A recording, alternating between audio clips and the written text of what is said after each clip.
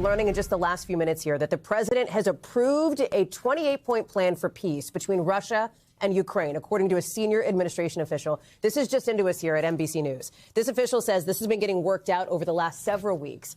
And it comes as sources are telling us army leaders are making a surprise trip to Ukraine to try to revive the peace process.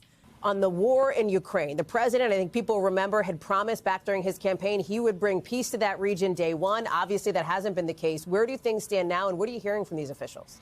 Yeah, that context is so important, Hallie, because this was a longtime campaign promise of the president to end this war on day one. He's been repeatedly frustrated by the lack of progress that he's been able to create. There was that summit in Alaska over the summer that basically went nowhere. There was about a day of discussion about another summit in Budapest that then was called off. What I've learned today from a official is that really since that summit fell apart, there's been a very quiet behind-the-scenes effort here led by Steve Witkoff, the president's special envoy for basically conflicts all around the world, along with the vice president, Secretary Rubio, and also the president's son-in-law, Jared Kushner, to craft this new 28-point plan, kind of the sim framework idea that was developed around the war in Gaza, working with, the White House official says, Ukrainian officials and Russian officials to try to find some way to break the impasse here, some way to end this war. Well, the White House isn't talking about the specifics of this plan.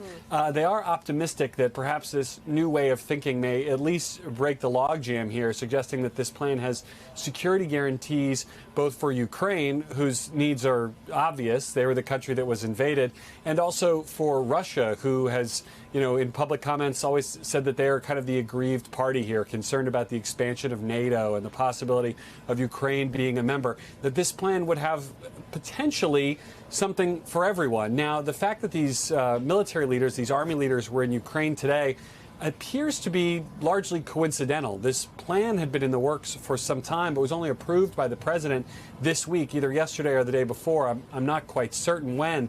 But now it is the operative plan here, and the White House is hoping they can get buy-in from the Kremlin and the Ukrainians on it, perhaps sooner rather than later.